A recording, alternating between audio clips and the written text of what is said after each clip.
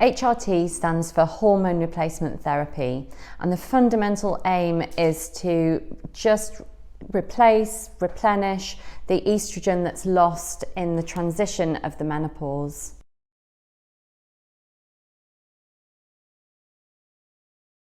Everybody will take estrogen. If you haven't had a hysterectomy, so you still have your womb, you will also need a hormone called a progestogen, and then some women will also choose to add testosterone onto that.